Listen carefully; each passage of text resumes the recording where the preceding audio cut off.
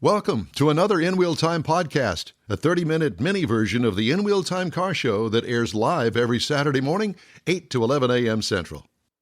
For more details. It's the In Wheel Time car talk show. Coming up, Rhonda Palmer, Corvette pilot, competing in a big open road race. All right. Later, Jeff has this week's Motor Minute, and I'll have this week's stories making automotive news headlines. Howdy. Along with Mike out of this world, Mars, granddaughter Kylie. We always need more Jeff Zekin. I'm Don Armstrong. Glad you could join us on this Saturday morning. Thank you very much. We appreciate it. And Mr. Mars has our first guest. Rhonda, how are you this morning, ma'am? I'm great. Good to see all of you. And welcome, Kylie. Yeah. Yes, Kylie's here helping us out today. So when we first talked, we were talking about, we were talking before the Big Bend open road race, but things didn't work out scheduling wise. So here we are. So I guess what we ought to do is talk a little bit about what is the Big Bend open road race. Okay. Well, I hope y'all have about 3 hours just for me. I'm kidding.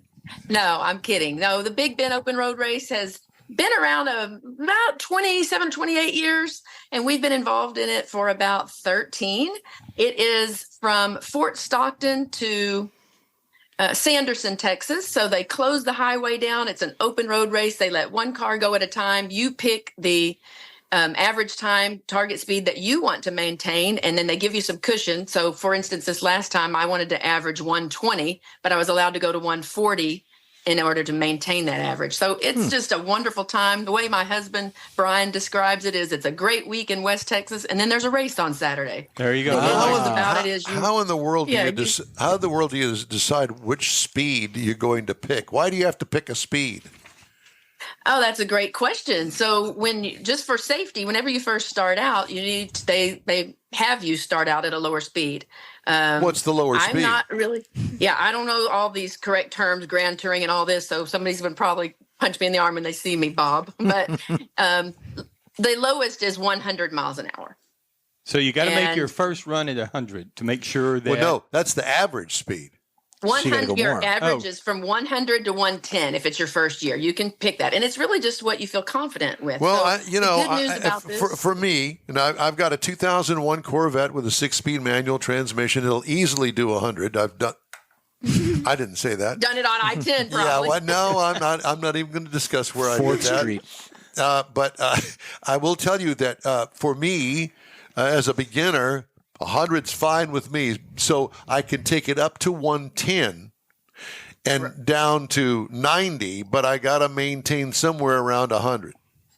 Right. And so the good news about that road is there's one good long piece of straight, like about 12 miles when you come down toward the end. So you go all one way, 60 miles one way. Everybody stops down in the little town. It's a fundraiser. You eat lunch. You tell lies about how close you are, and then you load up and come back. And so they average the two legs going down and coming back. Yeah. And so you have that 12 miles at the end to sort of adjust.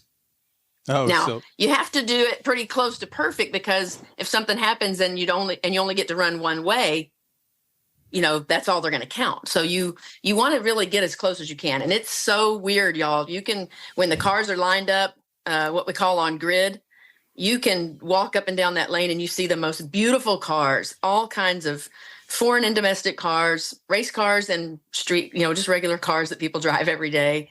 And then you look inside.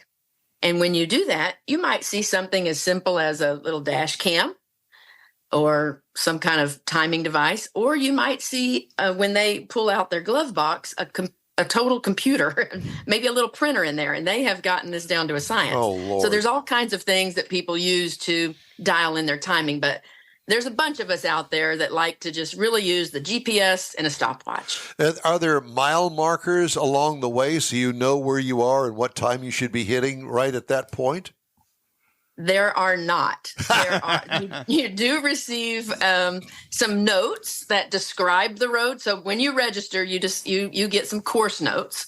But it's up to you and the driver. You take your car down that road, and depending what modifications you've had, or even if you just changed your tires, you really need to look at your own odometer, because they might say, I'm going to just make this up. They may say the windmill is at 19.5 miles in, but because of the different modifications you've had on your car, it shows up at 18.8. Yeah, sure. So do you have a navigator?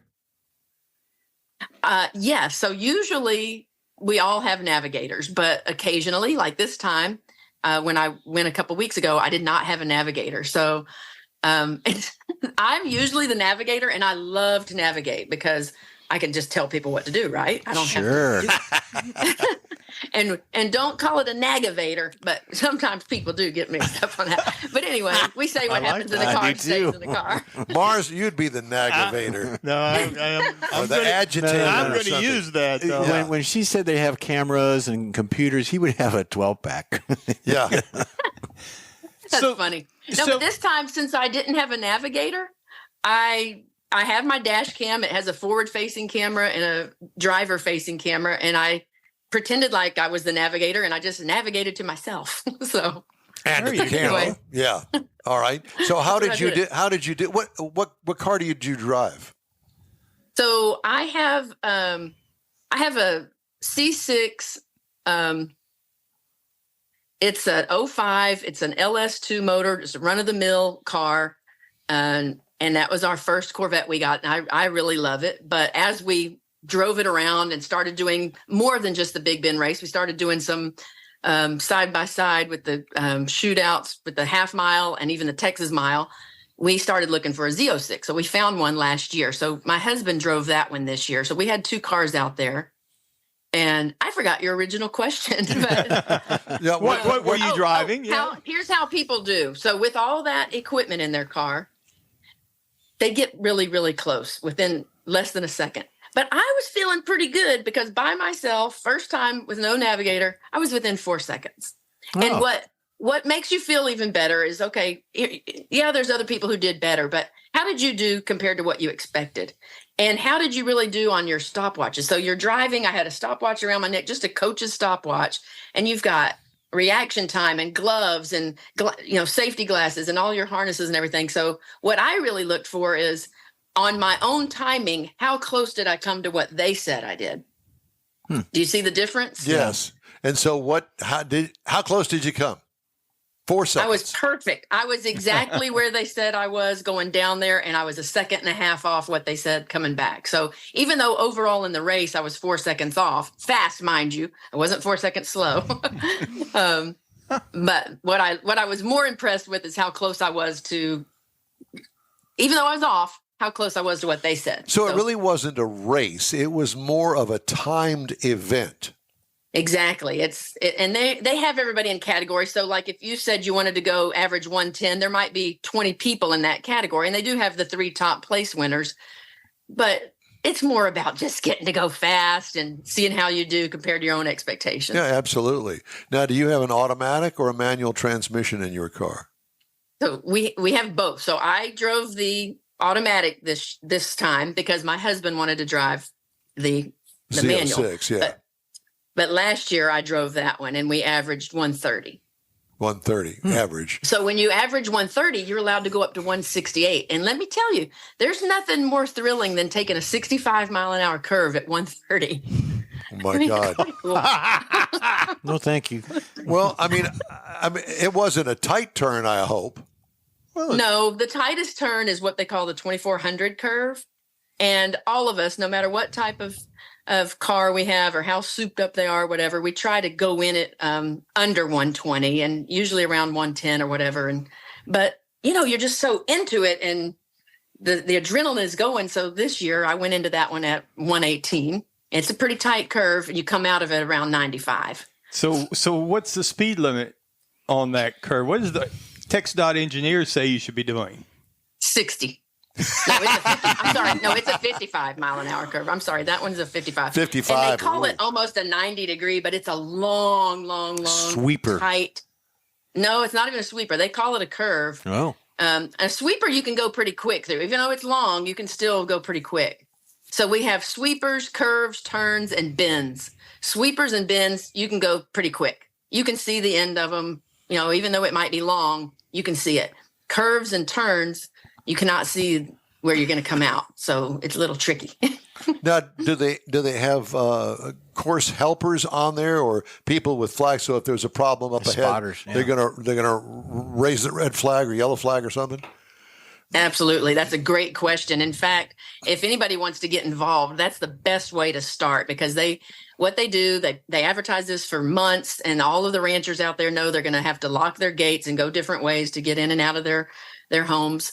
And they have course workers. Some of them are just there camping out, and they do learn. They know what they're supposed to do with flags and that sort of thing. Some of them have radar guns. So you really, when they say you can only go to 140 to maintain your average, if they catch you going over, you're disqualified. Oh. And then if you're 30 miles an hour under, you're also disqualified. So if you say you're going to go that fast, you need to have the gumption to really go that fast. But yes, they train the course workers to know. They all have radios, and they're letting you know if somebody's off the road or if somebody had a flat. There's airplanes in the sky trying to get rid of the animals, and they're also got their eyes on all the drivers. Policemen, sheriffs, and everything like that are all over the place. How many days is this event? The actual race is 1 day. So they close the highway there from 6 a.m. to 6 p.m. Gotcha. That's on Highway 285. There's a practice course on 90 in Sanderson, and that's about a 8.5 or 10 mile course, but they have it alternating off where people can practice and calibrate their instruments and see if they can get up to top speed and, those kinds of things. Yeah. But people go out there on Monday of the week of the event, and they'll, hurry up and get teched in or go look at the beautiful countryside down there. And there's all kinds of things to do. Both communities are just so welcoming and so happy that people are out there, because they're kind of small. Well, Fort Stockton's good size, but still, that's a big influx of people. They say it's the best boost to their economy as anything they have. So it goes from Fort Stockton down to Sanderson. That's right.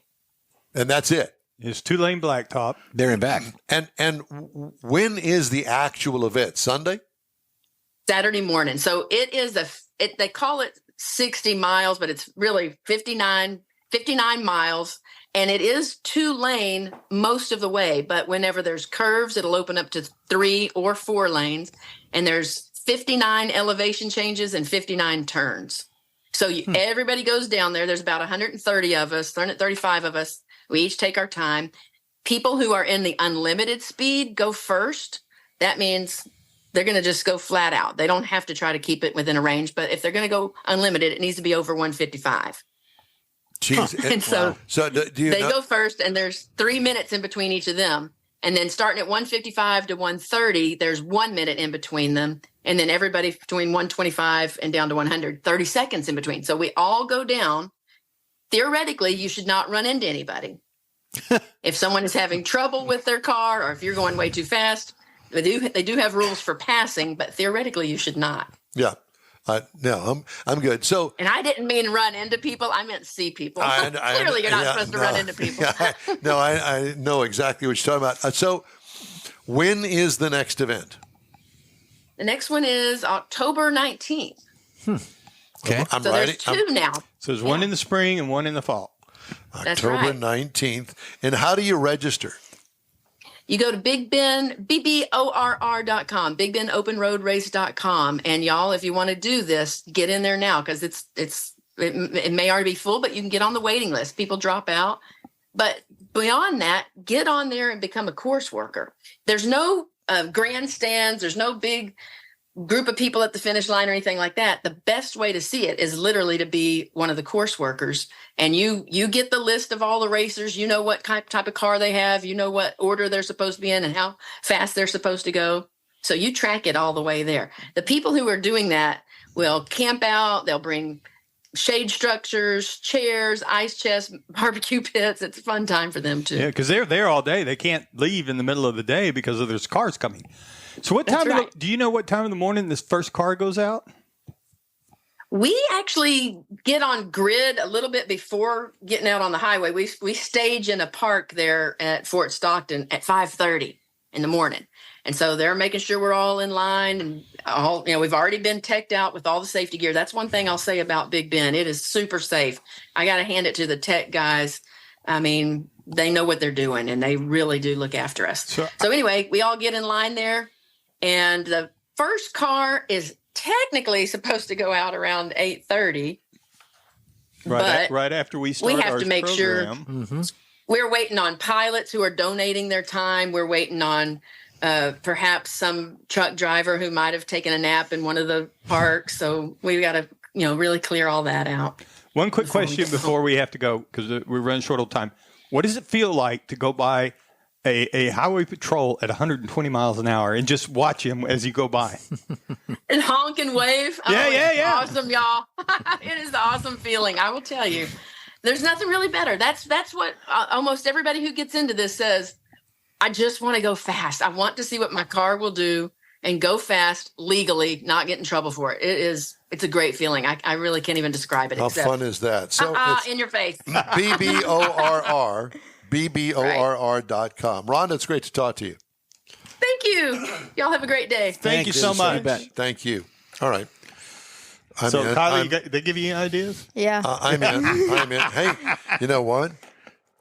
There's your navigator. Doesn't weigh anything at all. Yeah, but what I'm thinking is a remote broadcast. You run the course with her as the navigator in your Corvette. We should do it. I'm in.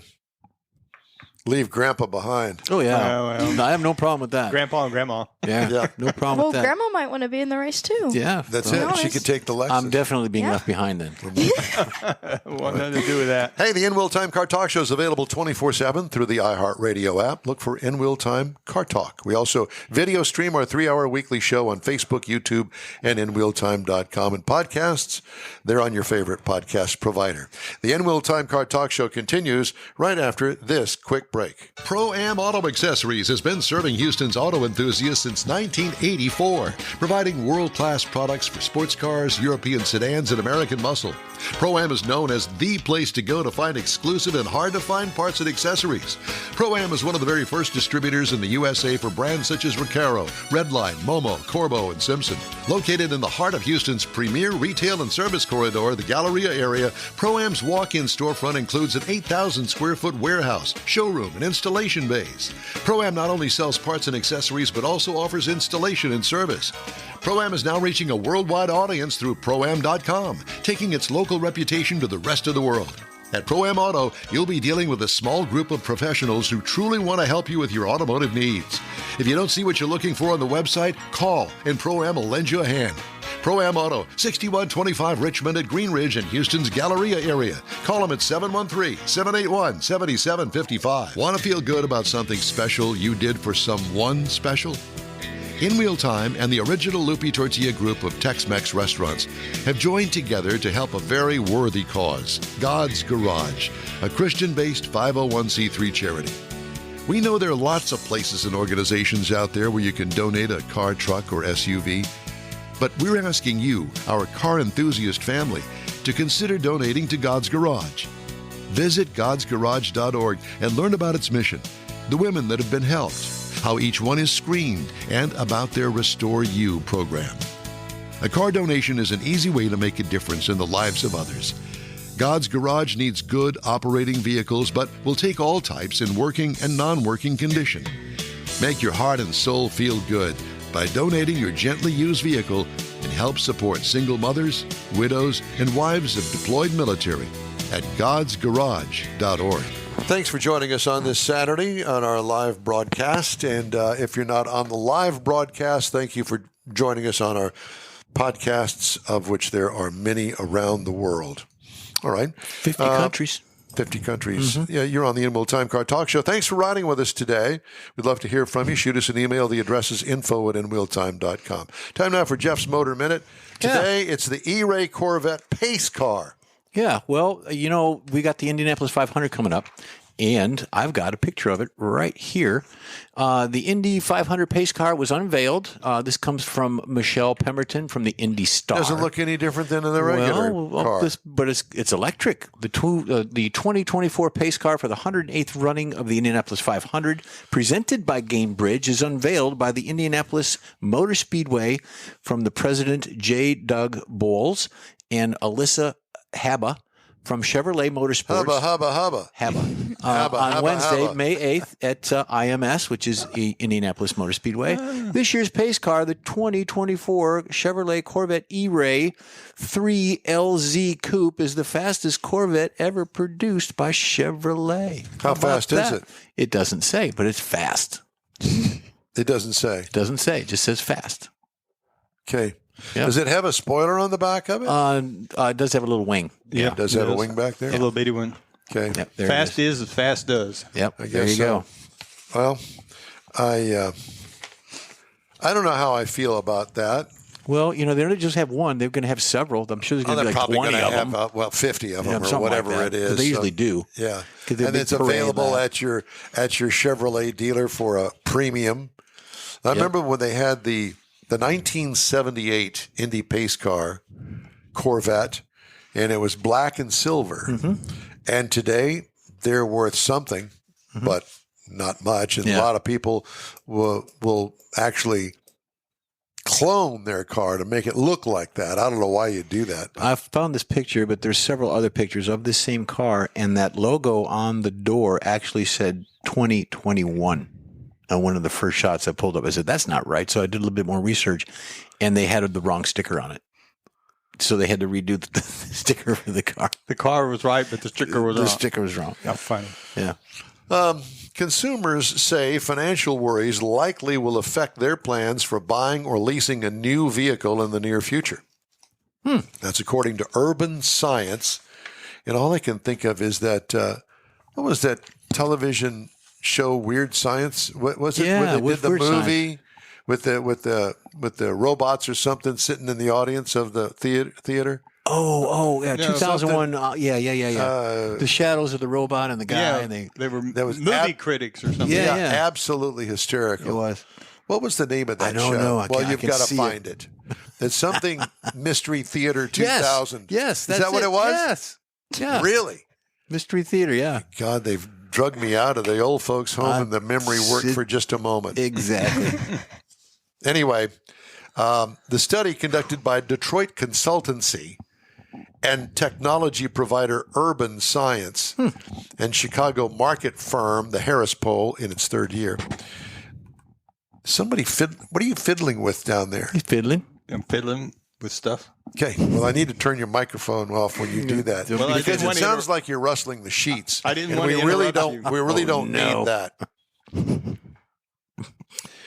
The research was based off responses the firms collected in January and February from 250 dealers and top-level executives at U.S. franchise dealerships and 3,000 U.S. consumers, a story from Automotive News.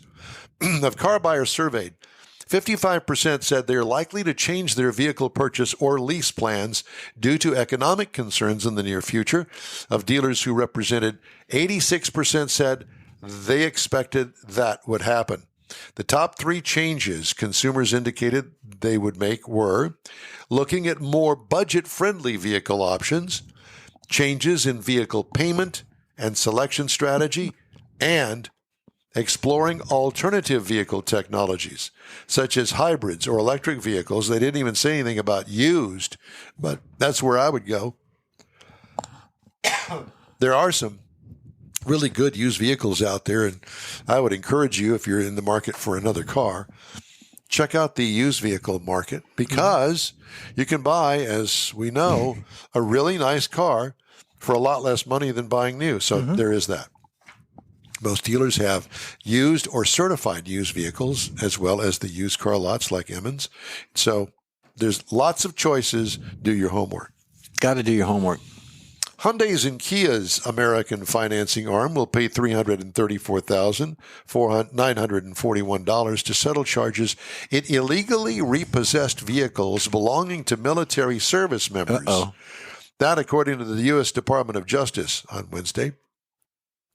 According to papers filed in L.A. federal court, Hyundai Capital America violated the Service Members Civil Relief Act between 2015 and 2023 by repossessing 26 vehicles whose owners had begun paying off their loans prior to active duty. The Justice Department said the law required the financing arm to obtain court permission before repossessing vehicles. Wow. Moron. Yep. Without admitting wrongdoing, Hyundai Capital America will pay $10,000 plus lost vehicle equity to each of the 26 service members and repair their credit.